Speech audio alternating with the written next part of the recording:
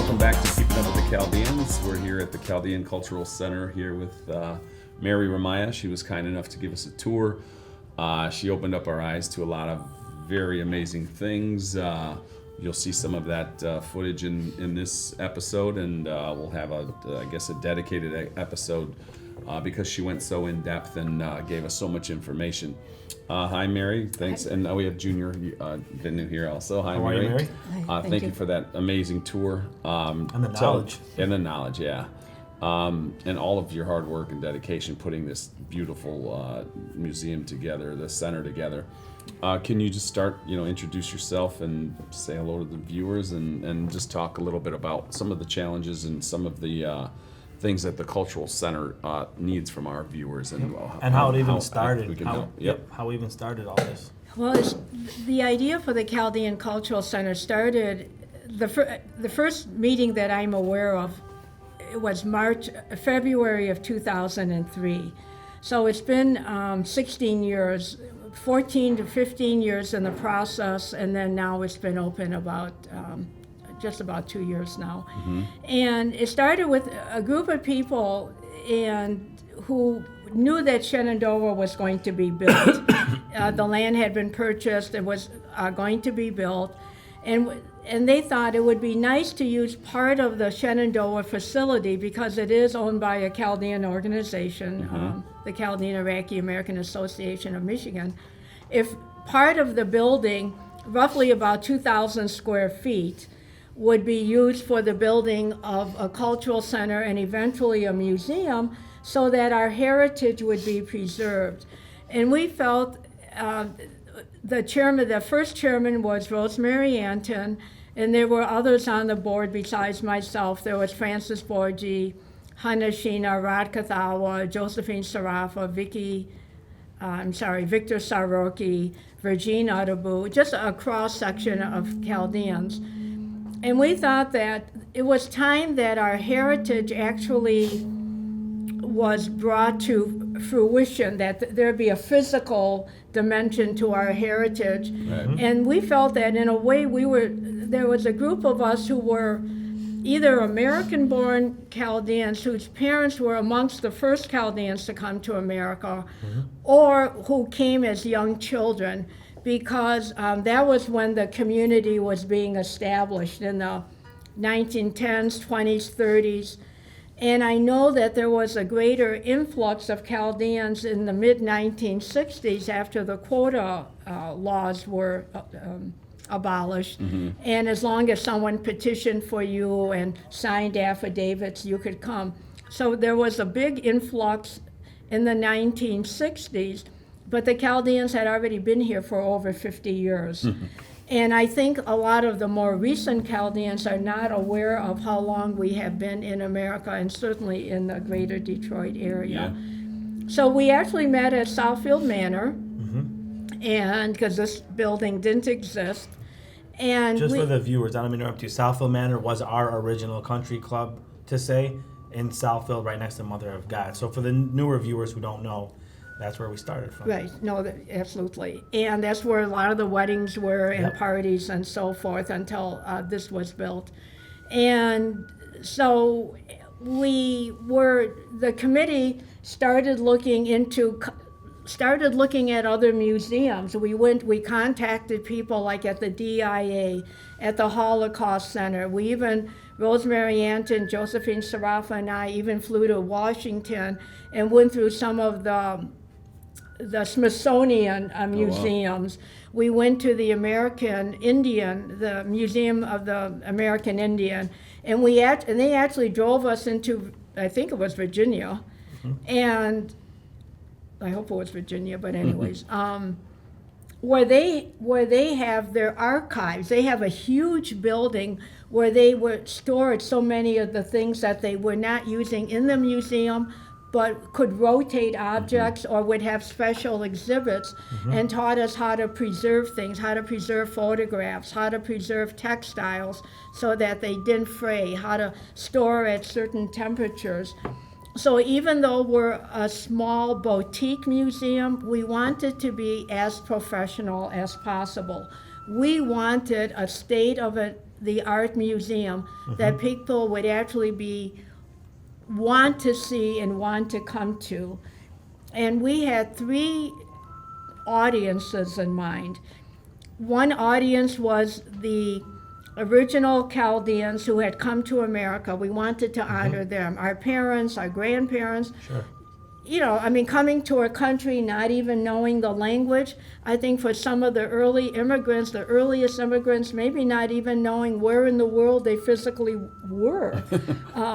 There's a story told about one of our Chaldean young women when she came to America and went to Ellis Island. She had a small illness and couldn't leave Ellis Island for a while. Her husband came back to Detroit and then would visit her from time to time. When he finally went to pick her up to bring her to Detroit, she said, "I knew I would come to Detroit. Our Blessed Mother answered my prayers. Every day I would look out at the statue of our Blessed Mother in New York Harbor and pray to her and say the rosary, and I knew my prayers would be answered." The innocence. Yeah. I love telling that story because of the innocence of praying to the Statue of Liberty. Yeah. And so we wanted to honor those people. Right. And then you said your goal was to make a state-of-the-art facility, and I think you've accomplished your goal. This is beautiful. The Thank tour you. was it's definitely state-of-the-art. It's Yes. awesome. Yeah. And we wanted our children and grandchildren and future generations to know their heritage. I realize they're being raised in America, and that's fine. And we don't not only know their heritage, we want them to embrace it. We want them to be proud of the fact that they're Chaldean, Yep. proud of their Catholic faith, and all the what I call the 4 F's, which you have mentioned in your other shows: faith and family and friends and food. Friends and food are interchangeable to me, but which is third and which is fourth, but Right. good food with good friends. Sure. And then the third population we wanted to bring in are non-Chaldeans, to know who we are, that we are Yes. Arabic speaking but not Arabic. We are from the Middle East, but we are Christian, specifically Catholic. We say the same language that Christ spoke, and we're just part of that mix of the ancient Babylonians over 5,000 years ago. And this was a project of many of us. I was the director when this was being built, but there were many, many people. We had many subcommittees looking at photographs, doing research. Every gallery had curators who were experts in the field because, History. I know what I know, but Right. But for example, for this ancient gallery that we're sitting in, the curators were Bill and Elsie Peck, a husband and wife team, who were actually curators at the Detroit Institute of Arts. Okay. And they were the curators for the ancient Near East Gallery, which would be the Middle East. And so they helped us to what to display, who to buy from, what images we should use, what companies for images we should go to, like the British Museum and so forth. Mary, is that is that what a curator is? That's what they do. They recreate history, is what they do. Right. Okay, so just for the Do the audience, to know- research. Yep, they do the research. To the naked eye, this it looks like you're just walking into a place with 4 walls and a ceiling. Yes. But when you explain through the tour, there is so much detail to Unbelievable. attention paid to every detail. It's amazing. We have hundreds of images, just images, not even the big exhibits. Every image was hand selected. And it had to be hand selected through the curators because they're experts in their field. And then captions had to be written for each item. We wrote to the Louvre and not only Hammurabi's Code of Laws, the stele, but other items in here are also from the Louvre. This mural background came through a documentary team that are from Germany. So there was a world. We have manuscripts in the Faith and Church Gallery that we got through our priest from some of the monasteries in near Mosul, where the Chaldean villages are. And so it was sort of a worldwide search. For the Faith and Church Gallery, the curators were Father Borgi, Bishop Ibrahim helped us, Bishop Francis or Bishop Calabat helped us, some of the other priests. For the Village Gallery, I was born in Detroit, and when I give tours, some of the non-Chaldean groups, we've had many Jewish groups and other religious groups come and say, so was it hard for you adjusting to American life, or where did you learn to speak English? And I said, you know what, I was born in Detroit. I can show you Woodward Avenue easier than I can talk about Rashid Street or a street in Iraq. But because of my parents and and they were amongst the pioneers, you sort of know the history, but you don't know it at a museum level. Right. Sure. And I remember the museum people that we went through all throughout the part of the country always said museums have to tell the truth. Make sure that what you say is historically accurate. And if you cannot say it, don't put it in. You can't back it up. Don't put it in. So I have a question then for you, Mary. How do you explain to the non-Chaldeans walking in through here that say to you, Mary, what is Chaldean? Because that's usually the first question, because we're not as familiar to many. So what do you answer to that? What I say is that we're an ethnic group. We are Chaldeans. We are Catholic and belong to the Chaldean rite of the Catholic Church. Other Catholics understand that, I'll talk about differences between the Latin rite and the Chaldean rite. Non-Catholics, I will very briefly explain, a rite of the Catholic Church, that we are Aramaic speaking, that many of our people, especially those who come from Iraq, are trilingual, that they speak Arabic because that's the national language, that they speak Surath, which is the vernacular Chaldean, and that obviously they speak English. And so I point out our ethnicity probably more than anything else. I mentioned, and your show is great at this, is Thank you. how entrepreneurial we are. Yes. I mean, I say that even if we have doctors and, they could work for a hospital organization like the Henry Ford Health System, but so many of them have their own clinics. Yeah. Not that some don't work for the health systems, but our people are extremely entrepreneurial. And that's what has made a strong and very hardworking. I mean, I don't know your own personal family backgrounds, but if you're Chaldean, you probably grew up working in a grocery store or working in someone's family business when you were young. In summers, Christmas vacations. Well, you know what's cool about that?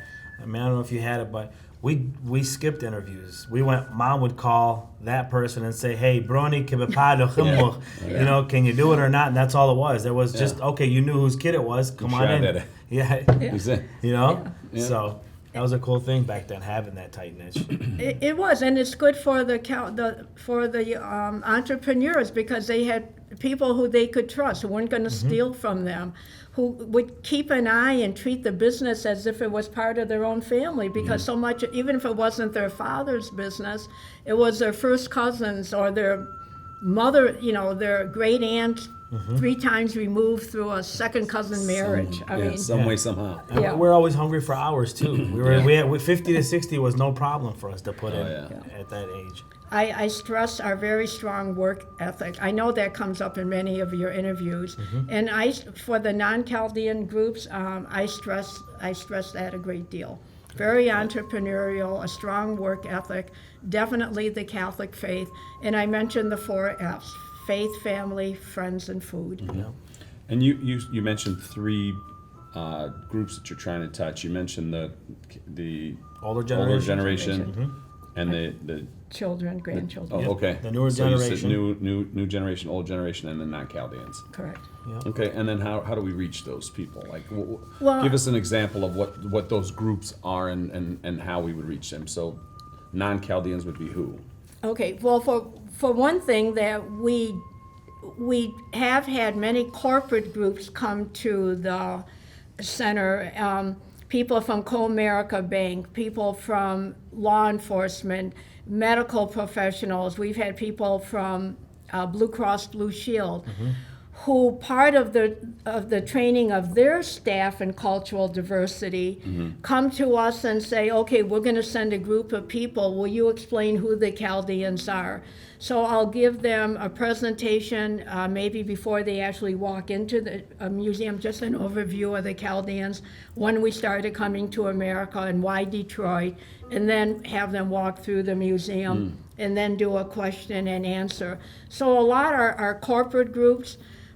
We're trying to get more and more school groups here. We've had educators here who maybe have school districts like Utica schools, Warren Consolidated schools, West Bloomfield schools that have a lot of Chaldean students, and they want to know more about our culture so they can address any, just be more attuned to our culture and our customs. You know, like when I call a parent, if I have to discipline a child, an older brother comes on the phone instead of, a parent. And we try to explain, maybe the parents don't speak English or, and want to get, be able to work with you better. And so sometimes it will be somebody whose English is maybe better than that of the parent. Hospitals ask us, you are in an intensive care unit and it's only one person at a time or two people, and 15 of you come in, and and I say, but we're so family oriented. We're not going to leave our sick. We're not going to leave those who are ill. But okay, we can't be in the ICU unit. I get that. Believe me, I get that. We're going to camp out in the lounge. Right. Only because we want to be there, and so is and trying to get them to understand some of our customs. And actually the feedback has always been positive. It's almost like, can we join your community? We've lost that sense of small town, family oriented. Everything's too loose. It's a big melting pot at this point, and things have changed. When you when you deal with these groups that come in for them, from the law enforcement to the hospitals, how are they finding you guys? Like, how do they know that the Culture Center is here? Is it something you guys have marketed to them, or they have heard about it and now are coming forward to come to us and ask us for help? Well, we have a Facebook page. We have Chaldeans in every profession. I mean, we have Chaldeans in law enforcement, and so sometimes the police departments will contact us, or they'll go on, do a Google search, type in Chaldean. All the Chaldean organizations, I think, refer each other. I mean, if we get a question about immigration, I'll refer them to the Chaldean Foundation, or the Ladies of Charity, if there's an issue that the Chaldean American Ladies of Charity can help with. So I think we all network with each other, so even if somebody calls the Chaldean American Chamber of Commerce for information, and then they want a tour, the chamber will refer them to us. Okay.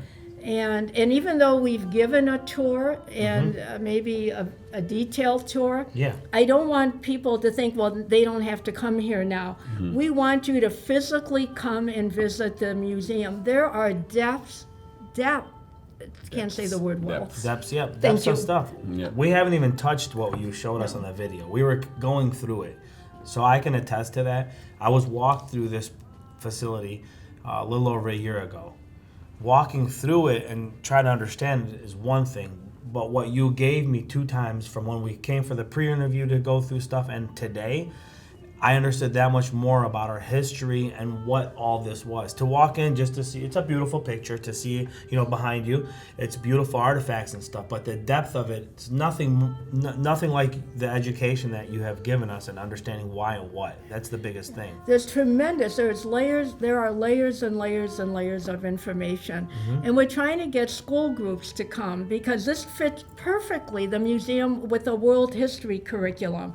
It fits with a religion curriculum. We hope that the Chaldean churches, as well as the Latin Rite Catholic churches, and other denominations, bring their students here, because it is part of a religion. Sure. Going through the faith. faith and church history.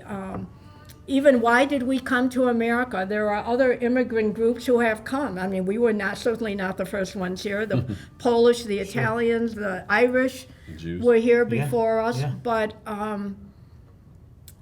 But we're a unique group from a Middle East, not from Western Europe, and a minority in the Middle East, and a minority within the country of Iraq.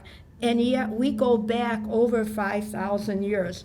We're not a pure people. Empires rose and fell, and then the Neo-Babylonians, Nebuchadnezzar, that empire was conquered by the Persians under Cyrus the Great. And so, are we a pure people? No. But does our history, our legacy, even our beginnings go back to ancient times? Absolutely, yes. Right. So Anthony brought up a good point earlier. We were talking. He mentioned probably a dozen Catholic schools that interact with the Chaldean community, both through sports, both through academic.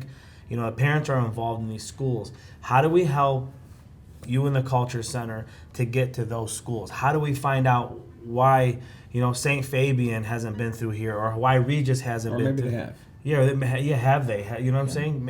We just want to know if some haven't. How do we help you get them through these doors? Well, one thing that we have written letters to all the neighboring Catholic schools. By the way, St. Fabian has been here because I belong to that parish. All right, okay. Thanks for the correction. But you're right about the others. It's been difficult, and we have sent letters to principals, to social studies teachers. Part of the problem is pulling students, transportation costs, chaperones, pulling them away from a curriculum. So what we've done is aligned what goes on. I was a social studies teacher. We've taken the world history, like a middle school world history curriculum, and have shown through our exhibits how that curriculum, the benchmarks that you have to meet in teaching that curriculum in world history, how our museum aligns with it. So coming here actually fulfills a curriculum. We also now are teaching about genocide. Genocide actually has to be taught in the public schools 6 hours from grades 8 to 12, totally 6 hours from grades 8 to 12. A lot of schools, and it's understandable, will go to the Holocaust Center in Farmington Hills on Orchard Lake Road. We're reaching out to them, come here. We also are facing a genocide, and we fulfill, if they spend 2 or 3 hours here, that's 3 hours of the 6 hours that is mandated by the state. Good to know. So we're trying to, as much as possible, get the word out. I hope that your viewers, and you have many viewers, where their children go to school will contact us. Our phone number is 248-681-5050, and we'll set up tours. We will accommodate the tour group.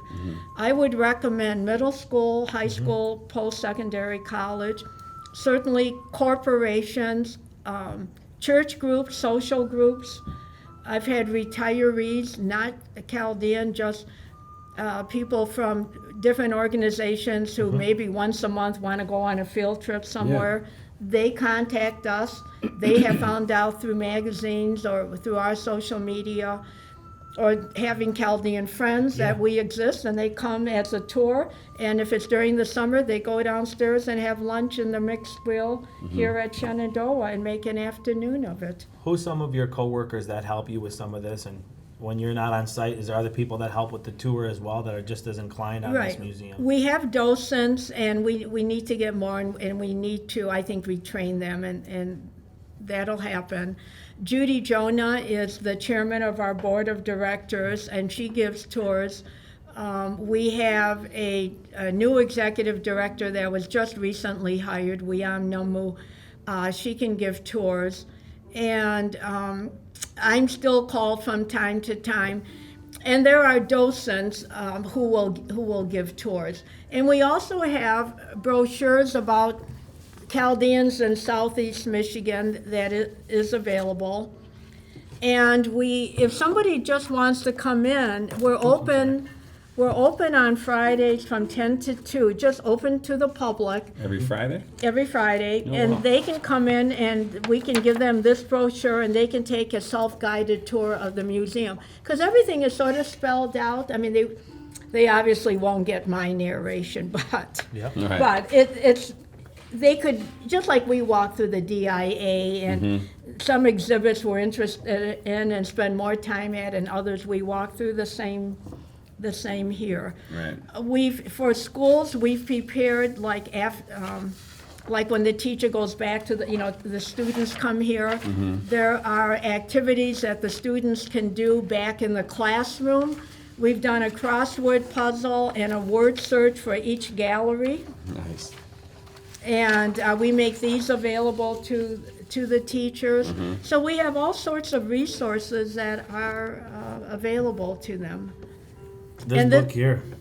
This was a book published in 2008. It was an American author, Brian Perry, but it was published by the Chaldean Cultural Center, and it has three main headings: Ancient Mesopotamia, who the Chaldeans are ancestrally, coming to America, how the Chaldean community in Detroit was established, and then the third section is Chaldeans today. And this is available in our bookstore. These are free. There's note cards that we sell in our gift shop, and the pictures on the cards are from the ancient gallery, like the Lion of Babylon and the palm volutes, the palm design that you actually see at Shenandoah when you walk towards the ballrooms. The palm volutes were in Nebuchadnezzar's throne room. They were stylized palm volutes that he had behind his throne as part of the decoration of the throne room. And so we have a lot to offer, and all age groups. Families can come if a whole family wants to come. You want to bring your 100 first cousins. Yeah. I think the Georges do have over 100 Yeah. first cousins. The whole family wants to come as a group, maybe on a Saturday evening and then have dinner in the restaurant, or on a Sunday afternoon. If they just let us know, we'll arrange for those tours. Nice. We want as many people to come. We built this museum to be seen.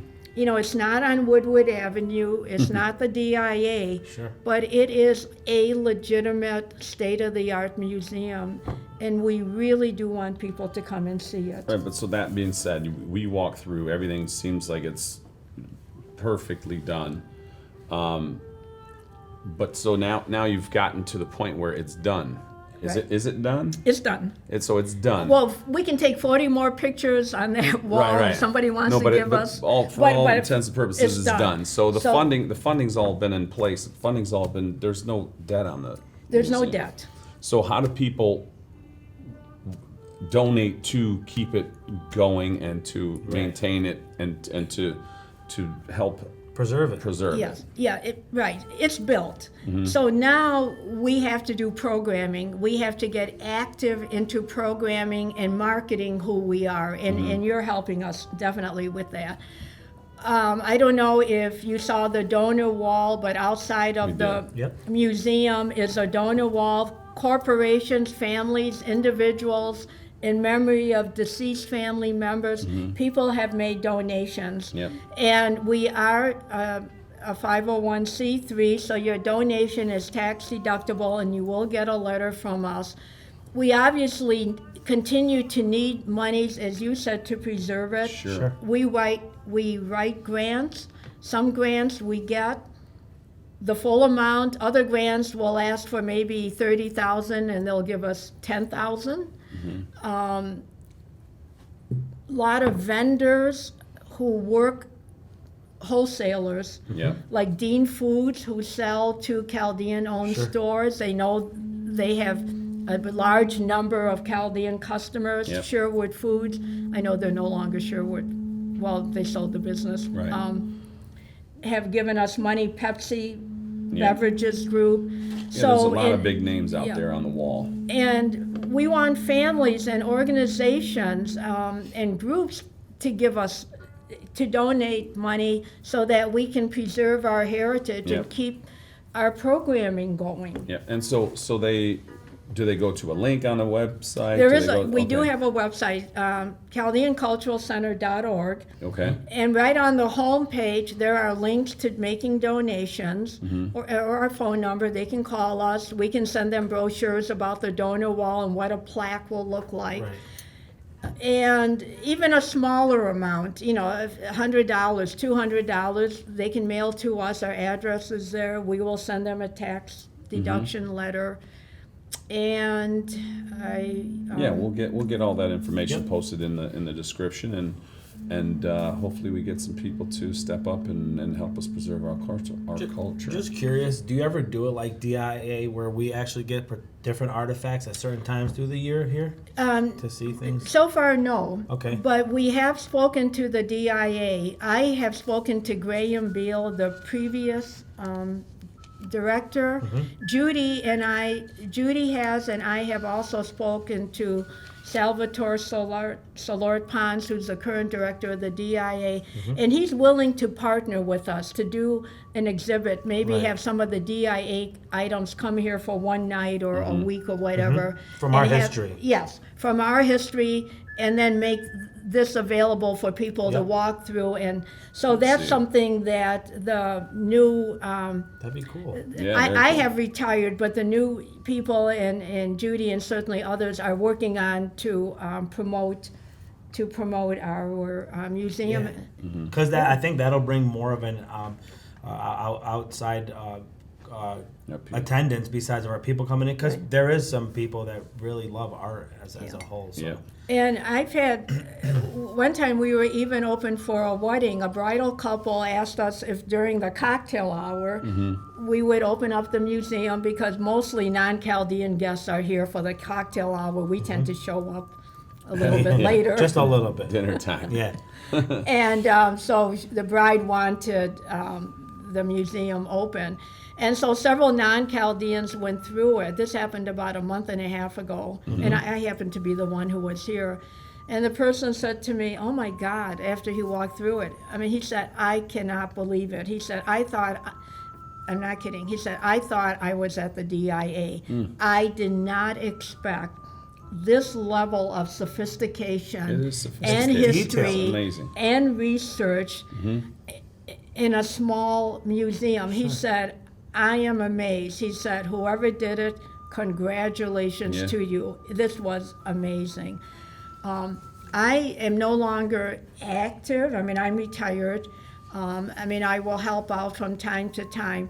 But those who have, Judy and the current board and the current director know that programming, it's now, like you said, it's now in existence. Right. Programming and marketing has to be the focus, and fundraising. So, fundraising. I was And at- you're helping us. Well, I was gonna say, listen, I'm gonna put myself on the hot seat on this one. We didn't think Culture Center when we were doing this. At least I didn't. The reason we got Mary to be on board with this is she corrected an older interview that we did. Yeah. Yep. Okay, it was a pilot situation. We Yep. got an email, and then the light bulb went on. Like, wait a minute, we need her in the team. Yeah. We got to do this. So it was great that you reached out. Yeah. But the bigger thing is, we feel happy to know you actually watched it to get Yeah. this. So you Yeah. watched it. So you watched it all the way through, and Yeah. you were able to catch something so important. And you are a treasure to the Oh. Chaldean Cultural Center. Yes. With all the wealth of knowledge that you have. You know, and the passion and everything that Yeah. you've put into the space. I'm one person. There were a whole team.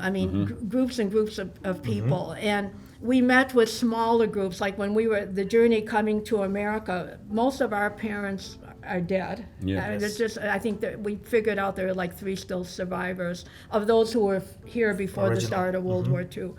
And so we met with a whole group of those my age and a little bit older who remembered the struggles, the first stores, and working in the stores, and physically remembered the Detroit, the riots, because we lived through it. You know, Yeah. I went down to my dad's store. Yes. And so we wanted to capture that firsthand, that first-person knowledge of the museum.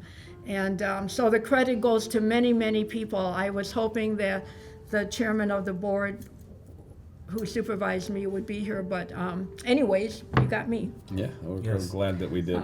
But one of the last thing I want to say is that the Cultural Center considers ourselves the archivists for the community.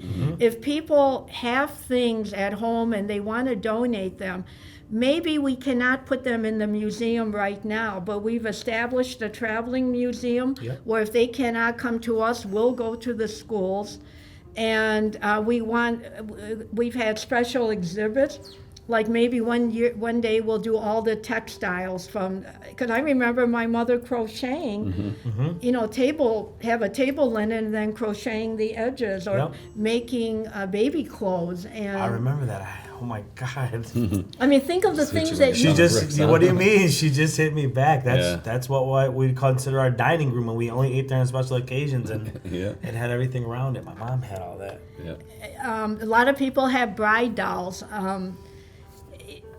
So we will still take donations because we're a central place that is professionally run. Even our software is museum software. We said, okay, what does the DIA use? What does the Smithsonian use? That software, Past Perfect, is what we use here to catalog we photograph every item, we catalog every item.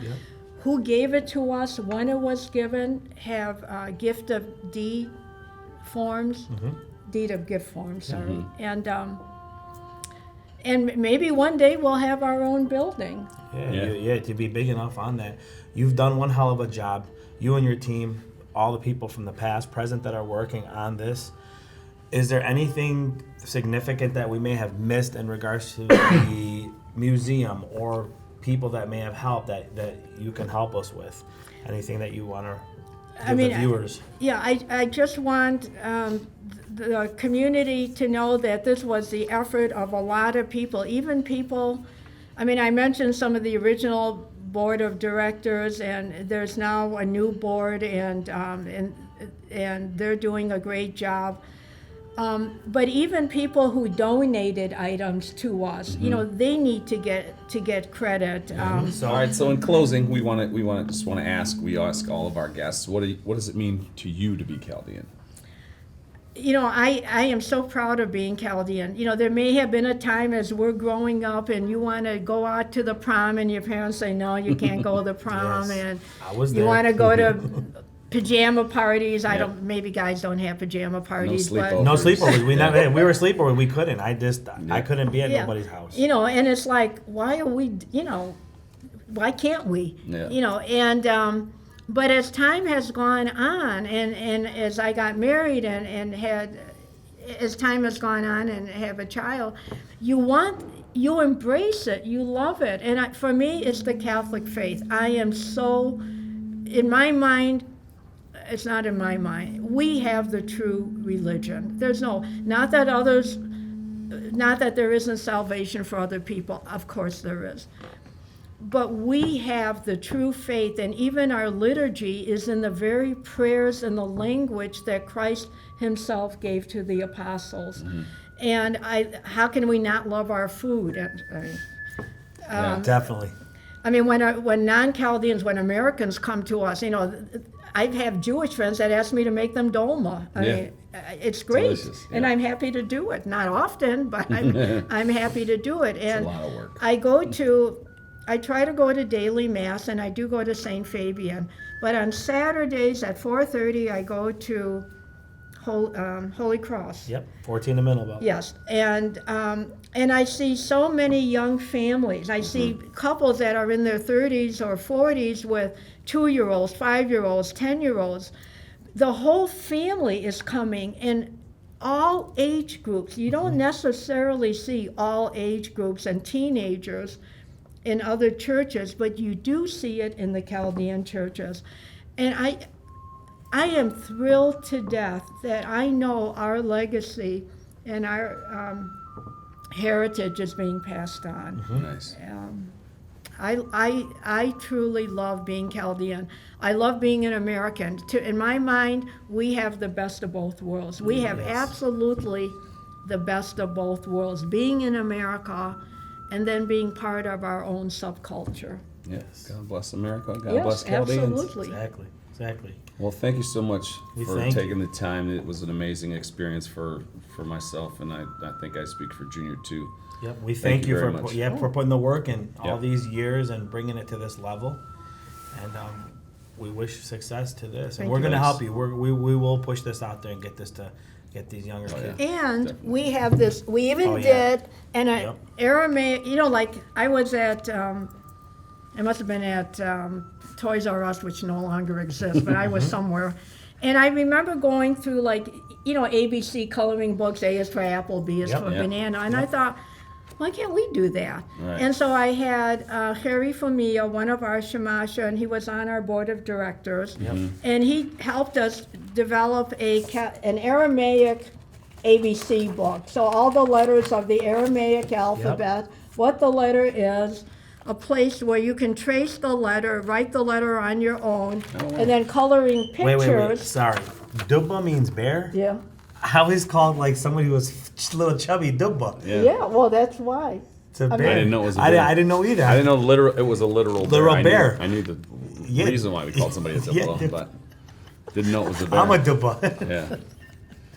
That's great. But see, what you just taught us just in that moment. Yeah. But I like this because we always talk about this. And where could people get this Yep. from? From our, Chaldean from Cultural us. And Beautiful. Holy Martyrs Church, so if other Chaldean pastors are listening, Yeah. Holy Martyrs Church bought, I think, like 1,000 of these and are giving them out, through us Yep. at a discount because Yep. they're a church, but Yeah. And it's 1,000. Yeah, the holy discount. That's it. working of the Holy Spirit. Yep. And I think gave them out to their catechism classes. that's awesome. Maybe Awesome. enough for a couple of years, but they were giving them out to as a Christmas gift to I think the first communicant. Yeah. Yeah. That's Communion great. classes. But these are for sale in our bookshop, in our gift shop. Beautiful. Gotta get Even me I one. can I can go through that and learn off of it. Gotta go get me one. We'll even provide a box of crayons. We have boxes of crayons in our gift shop too. Cool. Well, thanks again. Thank No, you so much. Thank you. you for allowing me to highlight Yeah. what I consider really a Chaldean treasure for the entire community, Yeah. the It is. entire metropolitan Chaldean community. Amen. Yep. Thank you. Amen. Thank Amen, you. That's right. Thanks, viewers. Thank you.